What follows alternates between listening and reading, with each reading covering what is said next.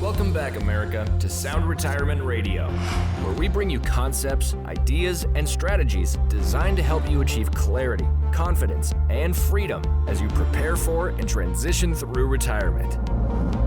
And now, here is your host, Jason Parker. America.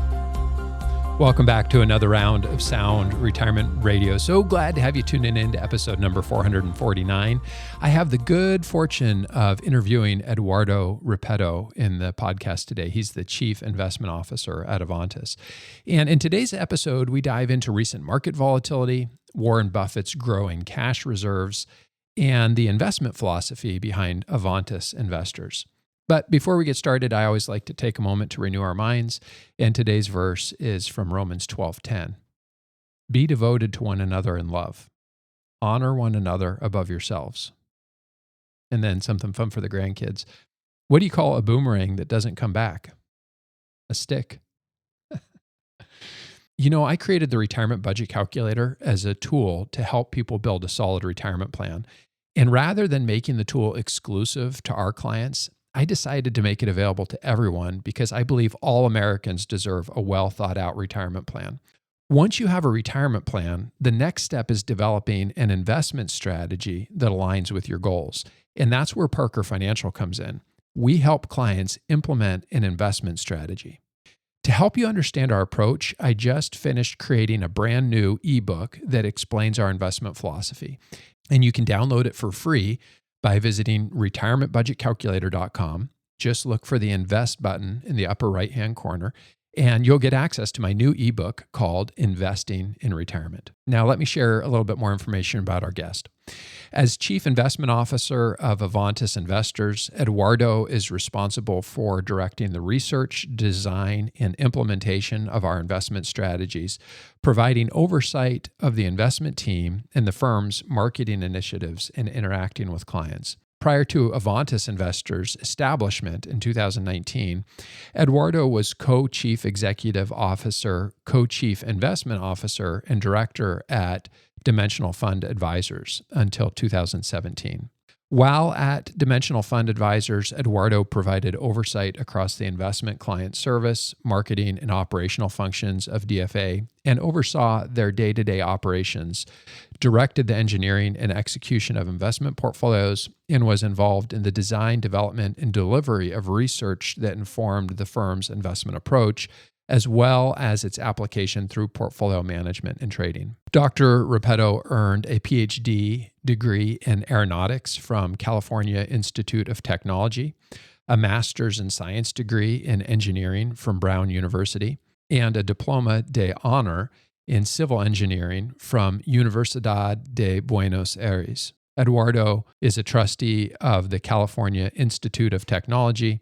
He is a recipient of the William F. Ballhaus Prize from the California Institute of Technology for Outstanding Doctoral Dissertation in Aeronautics and the Ernest E. Seckler Memorial Award for his teaching and research efforts. And so without any further ado, here's my interview with Dr. Eduardo Repetto. Welcome to Sound Retirement Radio. Thank you. And remember, drop the doctor. My name is Eduardo. Eduardo. Okay. I appreciate you being here. Well, I was looking. It's difficult to say Eduardo with the right accent, but I have an accent, so that's okay. I'll live with that. Eduardo. Yeah. I'm not gonna get my R's right. I was hoping we could start off with this conversation, just sharing a little bit about your background. You have a master's in engineering, a PhD in aeronautics, and now you're into finance and running as a chief investment officer for Avantis. Tell me about that background and how you ended up in finance. Yeah, I'm a geek. Let's start with that. So I know that I'm a geek, and cannot solve that. It's in nature. So yes, I studied undergrad as a civil engineer, but in civil engineering you can do many different things. I study more structural engineering and hydraulics, or river flows and sediment flow, because that was more mathematical modeling and all that. So I like it. Then I worked a couple of years in just designing systems to do structural processes and very weird processes, from pipes to just hard disk drives, how they work, but basically simulation software. So what took me to do a master's in mechanical engineering, but I'm not a mechanical engineer that know how to fix an engine of a car. I am not at all. I was developing systems modeling, mathematical modeling on how to solve structural problems, let's call Mm. it. Mm. In reality, it was even nanostructural problems, so to at the material level. And what then just took me to a PhD in aeronautics, but not because I know how to fly planes or anything about planes. It was more about using mathematics to understand materials. You create a theoretical model how a material works, but the theoretical models are so complicated that you have to solve them through computers, through Mm. simulations, to numerical system to solve these complex theoretical models. And so that was my PhD in, basically. Uh, some weird thing, FCC, fatigue cracks in FCC metals. So forget about that. Wow. So and it's used in aeronautics in some sense, in very high in aeronautics. But my PhD was really theoretical models that can be solved with computers to understand things. Mm. If you think about finance is not much different. Instead of thinking about a material, you can think about investing, you can think about markets, and you can try to develop some theoretical or logical model that are complex. So you have to use numerical tools in order to solve them, in order to create, in the case of finance, better portfolios. I think about this when you do a PhD, and I was very lucky to have to be in very good schools with very good advisors. You can abstract things quite a lot. So I can apply what I learned to marketing. I can apply it to human resources. So you have human resources, you can develop a model of how that should work so people be better behave, more productive, more client-centric, and then try to to abstract that and try to create incentives or solutions so people really work the best. And the same with investment. So a PhD gives you a toolkit to apply to different settings, and I was lucky to be able to learn that. So you've taken this toolkit and these models, and you've applied it to finance. Tell me about the philosophy that you've adopted that you use at Avantis. Oh, that's a great question. That's a great question. So we try to use as much market information as possible because look, there are tons of market participants, millions and millions of market participants buying and selling securities, options, bonds, derivatives. So the market is full of people trying to bring information into prices. So we like to use prices as part of how we select securities or weight securities, but we think that prices alone is not enough. So what we do is we use prices together with fundamentals, balance sheet information, statement of cash flow information, income statement information, in order to buy securities. Yeah. So if you say, well, what kind of securities you like, So in simple words, the kind of securities that we like are securities that have good balance sheet, good cash flows, and low price. Mm. And you say, you don't need a PhD to tell me that. Of course, I don't need a PhD to tell you that. Who doesn't like securities, a good balance sheet, good cash flows, and low price? We like them. The problem is that you start have to have approximations and models in order to have what is a good balance sheet? How can I represent that? What is a good set of cash flow? How I represent it? And then once I do that for one security, how can I do that across all the securities in order to put together a portfolio? And so it's data intensive, computational intensive, and you have to have models in order to make these trade-offs. So Avantis is a company that is using market information together with fundamentals in order to find securities that are priced attractively in the market in order to create portfolios that have higher than market expected returns. Avantis is often categorized as an active manager, yet much of the advice regarding investing today emphasizes the benefits of low-cost, passive index investing. Given this, how does Avantis differentiate itself, and why should investors consider your approach over a traditional index fund? I love that question. So low cost is important, and I completely agree with that. When we came to market, so we started Avantis around 5.5 years ago. with no money. Before this market downturn, we were around 65 billion. So in 5 years, we grew quite a lot. And why? Because we care about, one of the reasons is because we care about low costs. Yeah. The other one is we care also about good strategies, because paying low cost for a bad strategy, no one likes. But you want to have good strategies, low cost, and good service. If you have a restaurant that has good food, good service, and low cost, people will want to go. It will be full. Here, the idea is the same. I want to have low expense ratios, good strategies, and good service. And so, about the low cost of index funds, I think that is a great idea. We embrace that. We try to have low cost. About index funds being solution, I'm not so into that. And why is that? If you buy a market index fund, yeah, there is no security selection. A security is in the market, is in the index fund, is in the portfolio. Yeah.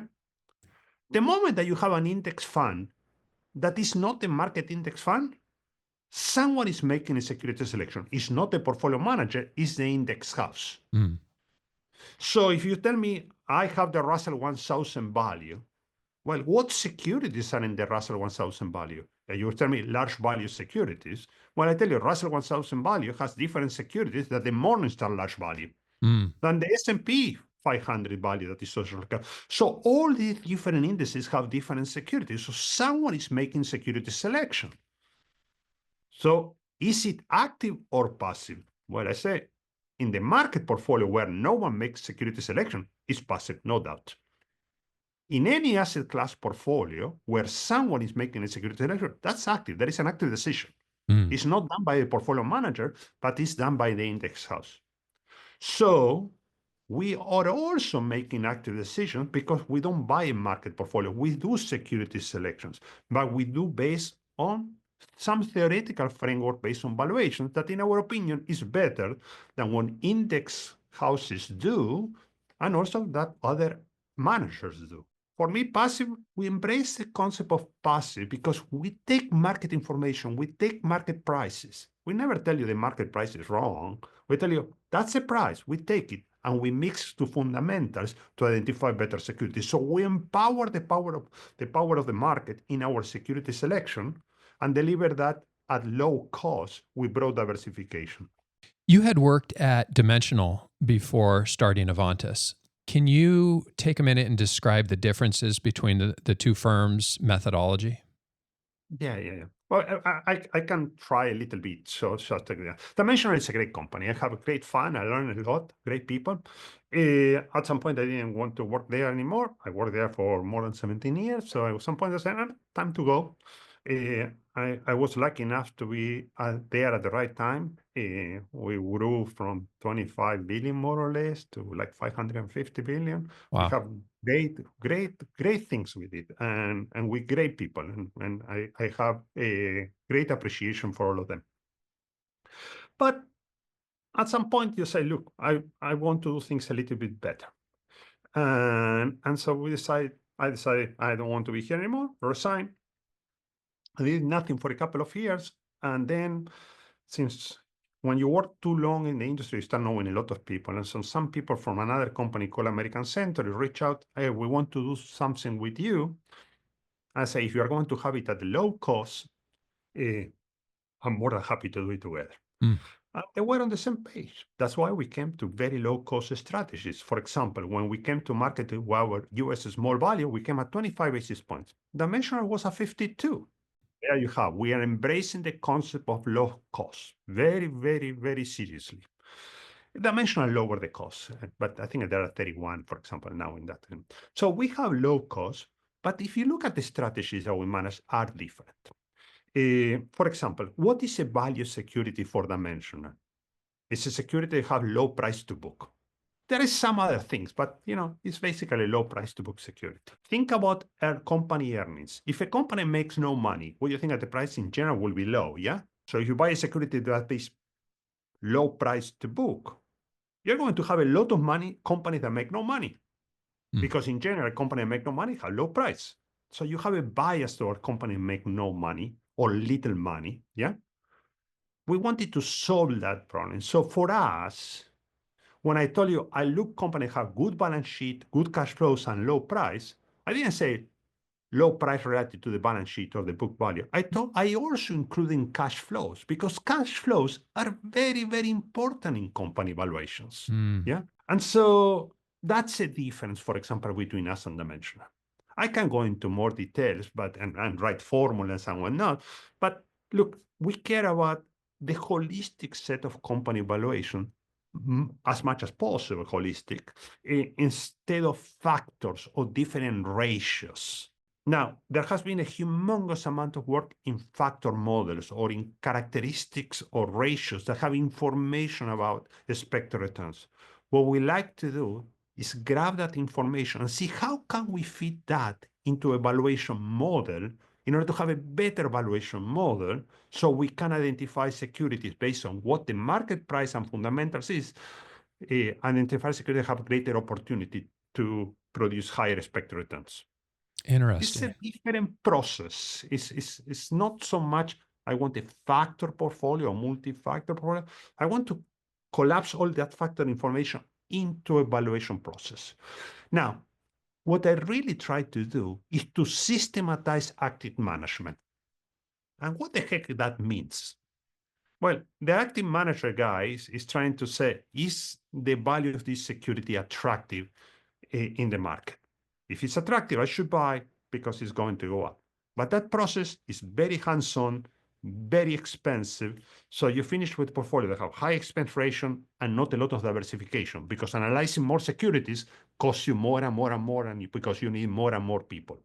If I can get this labor-intensive process into a model, into a system, into computers, I can analyze more securities faster at a lower cost. So I can deliver you portfolios with value added, broad diversification, and lower expense ratios. Mm. Well, That's the actually, goal. so that brings me to my next question. Actually, with this AI boom, how do you see artificial intelligence impacting these strategies, these models you've built, and finance in general? That's an open question. To the truth, it's who knows. There are certain things where AI is certainly helpful, like for example, analyzing data and cleaning data. You get a lot of data. Let's suppose, and we have seen that. I'm pretty sure you got call from your credit card company say, "Are you today in, I don't know, South America buying computers and paying restaurants?" I say, "No, I'm here in LA." Okay, someone is using your car. So they found something weird in the pattern of data that is not what it should be. They identify it and they call you. Well, the same you probably can do with financial statements. So, you have a lot of financial statements, a lot of data. Can you apply some kind of AI process to analyze that data in order to say, there is something weird in that data? Yeah. And, the jury's out, we're in the early days, but certainly that's something that is very promising. Mm. There are people that have applied AI to just read the transcripts or analyze the transcript of earnings calls and trying to see if there is information on how those earnings calls go and what is said. And so there is potentially using AI to analyze data to come to detect issues with data or to capture more data, for example, from earnings calls that, it's not someone speaking. You get the transcript and try to see, is there information beyond the financial statement? That's very promising, to be fair. Mm. If you tell me, can you use AI to pick stocks because which ones are wrong price? Well, I think that the market is a big AI machine at the end of the day. Mm. So what we're trying to do with computers in AI, basically, is what the market is trying to do in itself. You have all this mess of information and news coming into prices through some process, and the market is doing that. So I say, can I use AI to find better prices? I say, I'm not so sure about that. But can I use AI to just analyze data and come with better data or more complete data sets? That's extremely promising. So we'll see. That's See where it interesting. goes. Yeah, I We'll see thought where it goes. I thought that too, that the market was the original AI. It's the Yes. collective intelligence of all the people coming together to determine prices. I guess the difference is now that we have large language models that can take information, they can take data, and they can talk to us rather than just determining prices. That is interesting. As I was preparing for our interview, one of the strategies you guys manage is a U.S. large cap value. But as I was looking at some of the top holdings, some of the companies that were the top holdings of that value fund were companies that I think most people would identify as growth companies. And I think this comes back to this previous conversation we were having about cash flows and how you go about deciding values. Would you take a minute and talk about how you differentiate between value and growth, and how these companies that would typically, most people would probably say were growth oriented, are in a value strategy? Yeah, that's a great question. And so I want to try to simplify with just as much as possible. And anyone who wants more information, it can always reach out to us, or hopefully, or go to our website. So think about buying a company that has low price related to the equity that the company has, the balance sheet, the book value. Yeah. Now, that's a typical definition of value. They have factor models that says low price to book companies are value companies. You have indices that select securities based on low price to book as and define them as value companies. Yeah. But that's not the full valuation of a company. You will never buy a company by just looking at the balance sheet and ignoring cash flows. So imagine that you have a company, imagine that you have two companies. They have the same book value, yeah? But one of them has humongously high cash flows, and the other one has no cash flows or is losing money. Mm. And let's suppose that the price of the one making a lot of money is a little bit higher than the other one. Which one you think that is better as an investment? I personally love cash flow. Well, I told you it's a little bit higher the price. It has the same balance sheet, and one makes a humongous amount of money, and the other doesn't make money. Yeah. Yeah. Yeah. Well, you will say the one that makes a lot of money seems to be a better deal. So cash flows matter.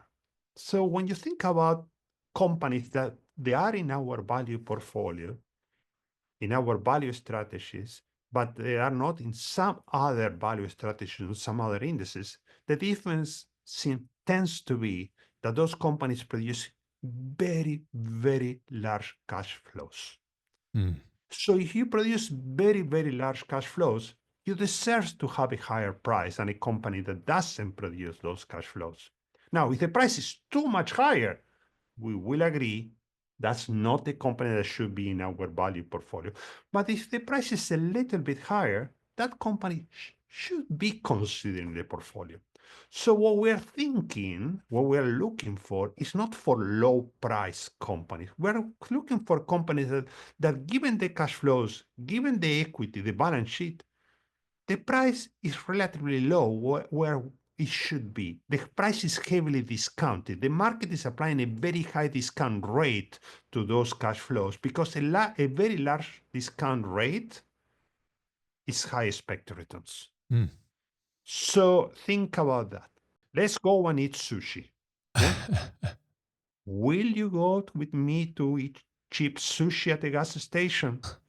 You say, I like that it's cheap, but quality matters. Will you go to me to eat sushi to a very, very high quality sushi shop, but the price is astronomical? You say, well, the quality is great, but the price is too high. Okay, let's find an intermediate situation. Will you like to have a good quality, but at a discounted price? Yes, that's what I want. So good quality at discounted price is basically what we're looking for. Good balance sheet, good cash flows, and low price. You have to consider cash flows. That's interesting. Okay. Yeah, I don't think I'd feel very comfortable eating sushi at a gas station, but I was told in an interview that there is a gas station that in the southeast that has amazing sushi. One day I will go, well, I don't know, I guess. but the price will be high probably. So we'll Yeah. see. I should probably ask because we're experiencing so much volatility in the market right now. And the headlines are about tariffs, artificial intelligence, war between Russia and Ukraine, and then a lot of these layoffs with the federal employees. And we've got a lot of people that listen to this show that are within 5 years of retirement. Some of them have recently retired. For people that are in that type of a situation, what do you say about this market volatility? What should they be thinking about? Well, I hope that they had the right balance portfolio before all this crisis started, because just fixing portfolios in the middle of a very volatile market is probably not the best time, unless if you really have to. So I always think you have to have, the portfolio that fits your risk tolerance and your needs. So, not being scared of having fixed income when you need to have fixed income. In particular, now fixed income rates are way more attractive than what they were a couple of years ago. So it's not a bad idea to have some fixed income. It's not bad. Acting just flying to quality and just bailing from the market because of the high volatility, I'm not a big believer in that. Why prices go down? Prices go down because the market is demanding a higher discount rate. Why is the market demanding a higher discount rate? Because there is more uncertainty. And so prices can go down because earnings expectations are bad, or because the market is demanding higher discount rate. That, in other words, higher rewards for being invested, for the risk being taken. And so bailing down now and going to safety, maybe selling at prices that are depressed. You never know, but it may be selling at prices that are depressed. That's the same. So it's better to adjust your portfolios to the right risk tolerance when things are calm than in the middle of the storm. Yeah. But sometimes you have no choice. And if you have no choice, look, you do what you have to do. The most important things at the end of the day is what you say at the very, very beginning. Let's say, be sure that you have low cost strategies that are extremely well diversified, that they care about turnover and they have low turnover. Well diversified, broadly diversified is important. You don't want to have something that it has extreme exposure to any particular company, because you never know what will happen. You mentioned tariff. Tariff may affect some companies more than others. You want to have a broadly diversified portfolio. There is no need to take extreme bet one way or the other.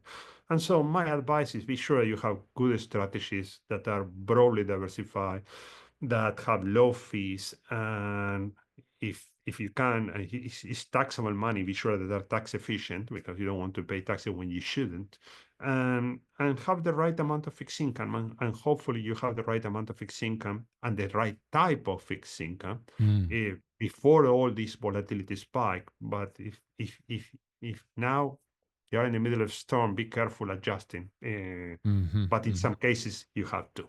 Okay. With historical valuation metrics, U.S. equities are expensive, and that's whether you're looking at price to book, price to earnings, or the CAPE ratio. And the U.S. market weighting in global market cap has been rising from under 50% to over 65% over the past 20 years. How should investors, especially those nearing retirement, approach asset allocation?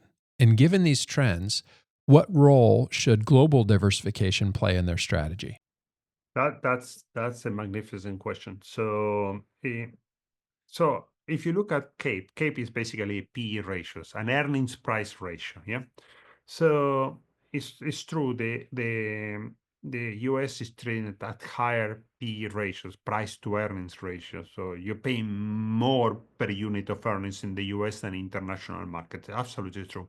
That has been the truth historically. So the US tend to have higher PE ratios than other markets. Yeah. And it may be because of different reasons, maybe more expected growth, more efficiencies, for whatever reasons, But still, the US now, if you look at the international markets, the PE ratio is more or less what it has been in the last 20 years. It's a little bit higher, but it's basically the average. Mm. If you look at the US, we are above average, no doubt about that. But if you get the US market and you split it in pieces, yeah, the part that is really way above average is large growth. Mm. If you look at US large growth and think about some of the tech companies, the price is really high relative to earnings if you compare with historical standards. We have seen this before. You saw that in 1999, 1920.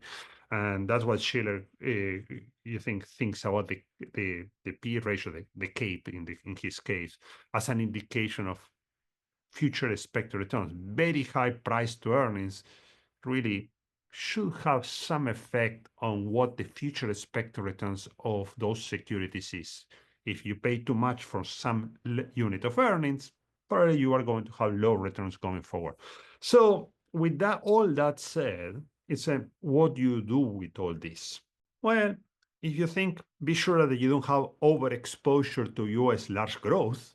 That's one thing. If we're saying that the US large growth is the one that has the highest P/E ratios, well, maybe don't have overexposure to US large growth. Be sure that your portfolio is not full of US large growth and nothing else.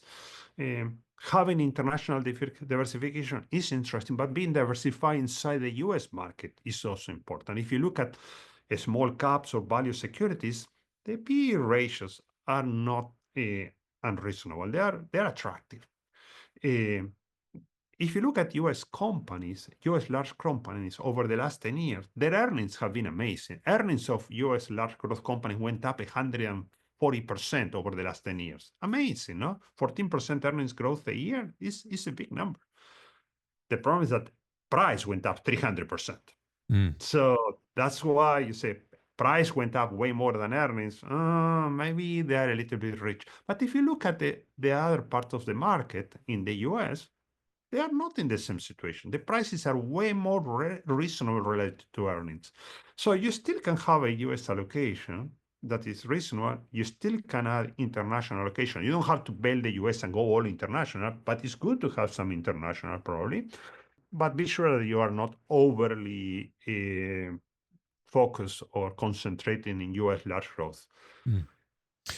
If you look at the rear view mirror and you see large growth going up 320% in the last 10 years, you say, I want more of that. Well, you should have want more of that 10 years ago. Now, be sure not to have too much. Be diversified across everything, US, across all the asset classes and international. Well, and I guess that's the question. So global market capitalization is the foundation for the asset allocation models, but with the US increasing from maybe 60% last year to 65% this year, it feels like it's backward looking. So we'd be allocating more to US, which is already expensive. And wouldn't we want to instead be counterintuitive and say, well, geez, international developed looks like it's a lot better price. So we would want to maybe be contrarian and add more of the asset allocation to the global or the international developed market instead of chasing the U.S. What are your thoughts about global market capitalization as a tool for determining the initial asset allocation?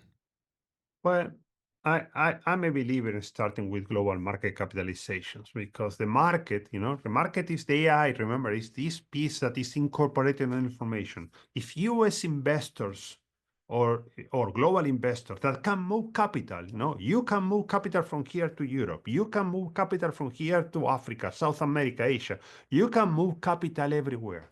So, and the other way around. So if the conglomerate of investors are analyzing risks and opportunities, and they're coming to US prices. I say, well, there is some information there that the US is probably not,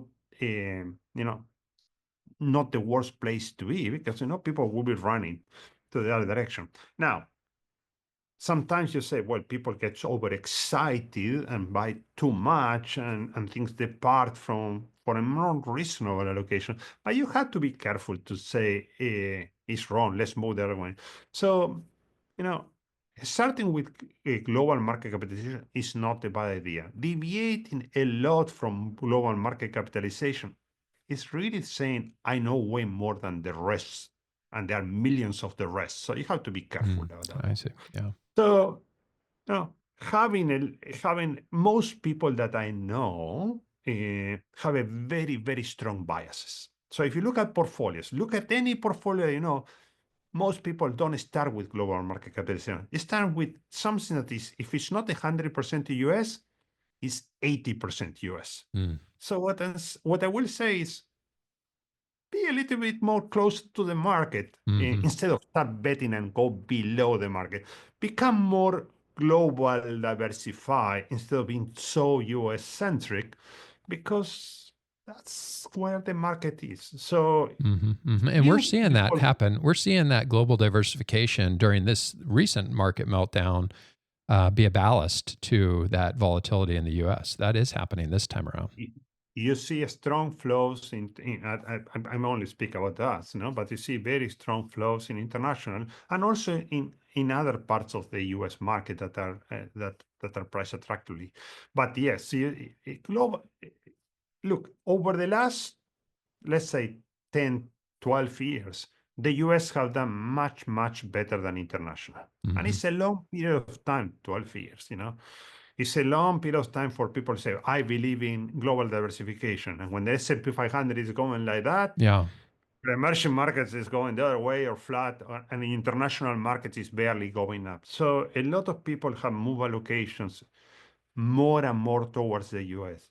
So that's why I was telling you what portfolios that you see out there tend to be very, very home centric, very US centric, and maybe diversifying a little bit more. I'm not saying underweight in the US related to the global market, but diversifying a little bit more probably is not a bad idea. This next question has to do with really, I think, price discovery, but with index funds now making up roughly 50% of the market, some argue that it creates a flywheel or a momentum loop where new investments automatically flow into the largest companies and that reinforces momentum regardless of fundamentals. Do you see this as a risk to market efficiency? And how should investors navigate an environment increasingly dominated by passive investing? Additionally, are there opportunities to capitalize on inefficiencies that are created by the rise of index funds? Okay, that's a good question. So let's separate the first from the second. So the first one, do we have a problem because indices being so index investors having so much money in the market? Um, so you mentioned 50-50. 50-50 is probably true if you look at funds and ETF, but if you look at securities, the number is probably lower. Mm. It's somewhere between 16 and 33%, because if you look at funds and ETF, it's true that it's around 50-50 between active and passive, or active and indexing. But there is a lot of people that have individual stocks, whatever, separate accounts, and there is a lot of other assets that are not in commingled vehicles, funds or ETFs. So the number is a little bit lower than that, but there is some paper there that estimates to be about 33%, others around 16%, somewhere around there, less than 50. Yeah. So, but then I go back to my initial discussion with you. So there are two kind of indices. The one is a market portfolio. No one makes investment decisions. Yeah. So in those ones, if there is a lot of money coming to a market portfolio, yeah, it's coming from fixed income into a market portfolio. The money is distributed across all the companies basically equally. Everyone is pushed up in the same way. Equally, I mean market cap weighted. So it's not a disproportionate amount to some company to the other. Everyone, if you bring 100 billion into the market, no, you are buying the same slice of every company. So for every company, you are buying 0.1% of the shares outstanding of every company. So you're buying the same slice of the shares outstanding of every company. So everyone is pushed the same when you're buying a market portfolio. So it's not that one is pushed more than the other. Everyone is pushed the same in that sense. So that's market portfolios. And that's a truly passive strategy where there is no security selection. Now, if you look at other indices, like asset class indices, small cap value, large growth, those are not pushing everything the same.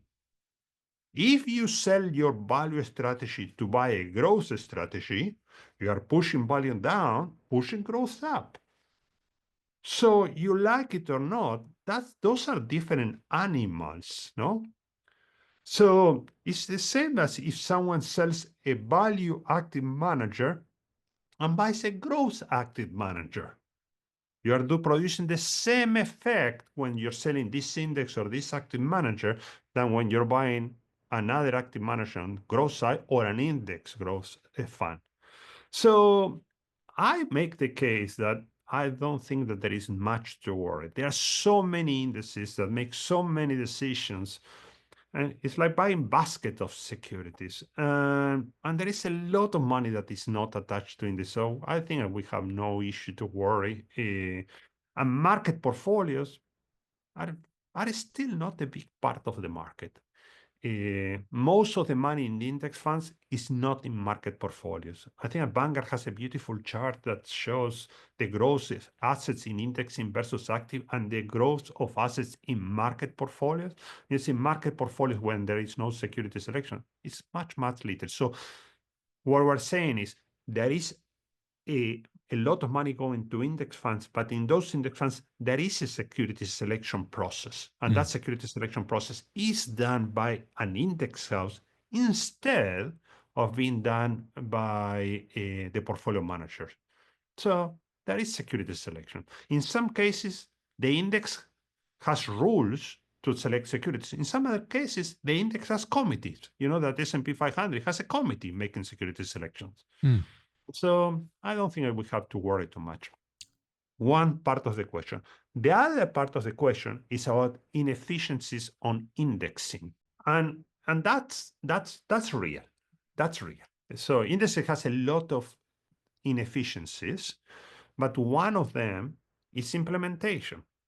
What happens if I tell you I want to buy your house right here, right now? What should be your answer? You're going to have to give me a lot of money because I don't want to sell it.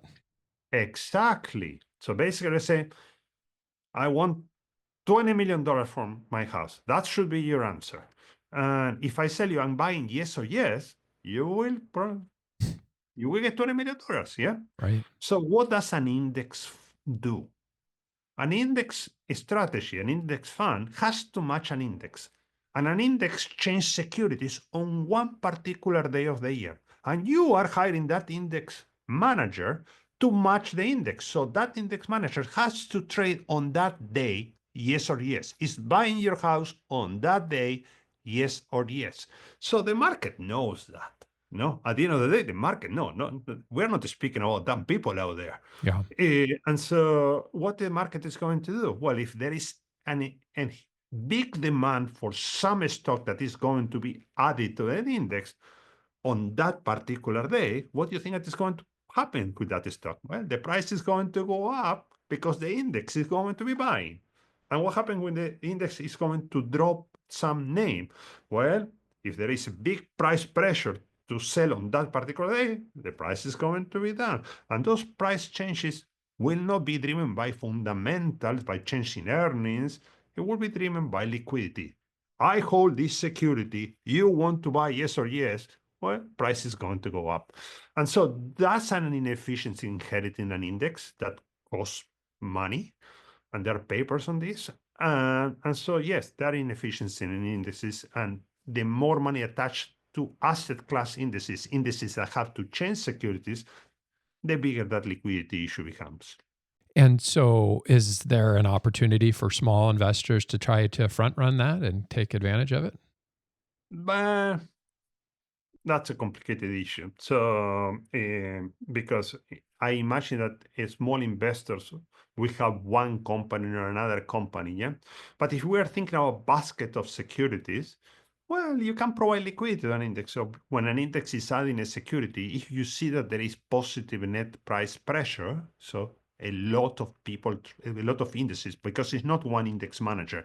Every index manager in ETFs, funds, separate accounts, collective investment trusts is buying at the same time. If there's a lot of price pressure there, you can say, well, I sell it now and then maybe I buy it later, or I sell it now and I buy something else that is similar. So you can do things like that. But when you are speaking about one company or another, it's better to do always in baskets because there may be always news that push the price the other way around. So I'm you have to be careful with these things. Yeah. If you are a bigger manager that deals across many securities, you have more opportunity than individuals investor with just few shares or few names in the portfolio. Most retirees don't have a 100% stock portfolio, at least most of the people that we talk to. When you think about the market, the stock market, 100% equities, the number that gets thrown around a lot is over a long period of time, stocks have averaged about 10% per year. But if you're retired and you have something like a 60% stock, 40% bond portfolio, your expected return shouldn't be 10% if a 100% stock portfolio has delivered that. So if the expected return is lower and treasury market, let's just say 6 to 8% for a 60% stock, 40% bond portfolio. Treasury money market accounts, let's say they are relatively risk-free and they're paying 4%. Investors face a choice between taking risk for potentially higher returns versus opting for a safe return that they could get in a money market account. What kind of time horizon do you think is necessary to justify taking on market risk? And how should investors think about the trade-off between risk and time as they prepare for retirement? Okay. That's a complicated question and can be very theoretical, by the way, because risk never goes away. So you say, I'm invested for 100 years. Will I be sure that I will not lose money? No. There is no certainty. You can say that the probabilities of losing money go down over time, but they're always there.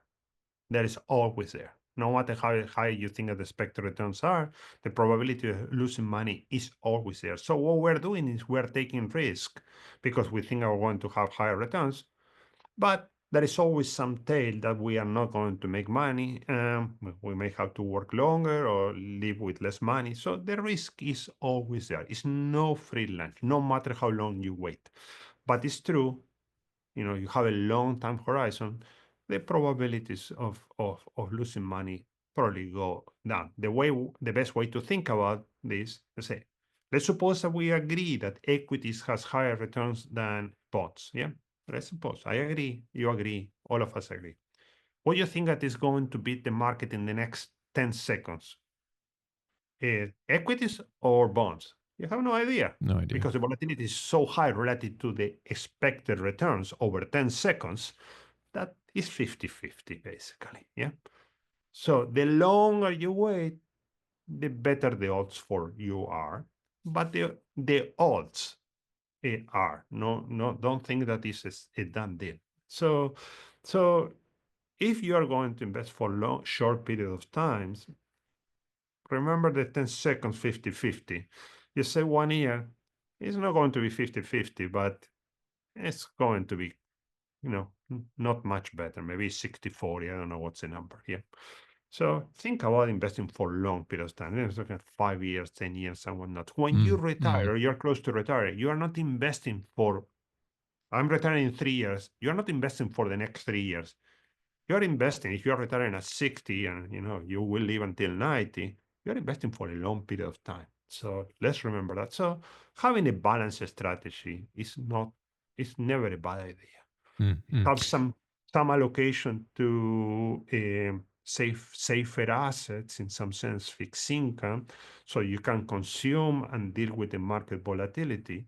And when markets go up, you can put more money in fixed income and just rebalance in order to maintain your risk profile.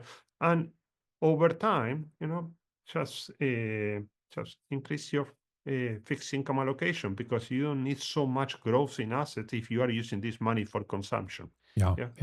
So that's not a bad idea. Well, and so this brings us to Warren Buffett. You probably saw that he increased cash in his portfolio. He currently has over $330 billion of cash. And what are your thoughts about maintaining such a large cash position? And what does it signal about the market? Does Warren Buffett know something that the rest of us don't know? And more importantly, how should everyday investors think about their own cash allocation as they approach retirement? Well, I never will put myself as the same as Warren Buffett, such an eminence. So does he know things that I don't know? I'm pretty sure he knows 100 million things that I don't know. When it comes to his business, he runs a different business at the end of the day. So his business is trying to buy companies and bring his way of thinking to those companies so the companies improve and get more assets. So he's having 300 billion or whatnot there because I think, like you're saying, he's not finding opportunities for him to buy, But he also says loud and clear that if he is going to invest for the long term, or if most people should invest for the long term, just buy some low cost strategy. He used the S&P 500 as an example. So kind of a market portfolio, that what he's telling you, because that's a business of investment. His business is a little bit different than the business that we're doing when we're saving for retirement. So Mm. I would not compare that, but by no means I'm putting myself at the same level of Warren Buffett. No. But what about individual investors and cash allocation when they first retire? So they're going to be consuming some of those resources. How much cash do you think the average investor that's just retired should be holding on to help offset the short-term volatility that we know is inherent in the market? So again, depends on a lot of things. But if your only asset is your savings, you should be conservative. No, I know that you have Social Security, so your only asset is never your savings if you have Social Security or some pension asset and whatnot. And Social Security, let's assume that is safe, works like an annuity. You get a payment, so you can think about like a pile of fixed income that is paying you some money every year. So, but I still that you should be conservative if that's your only asset and you have no ability to go back to the workforce if things go bad. Yeah. It's certainly not pleasant if you lose. That's your only asset and you live for a long period of time. So, being conservative in your allocation, I think that is a need more than a desire. All of us, we want to have more equity allocation because we want the growth of that equity that an expectation should happen.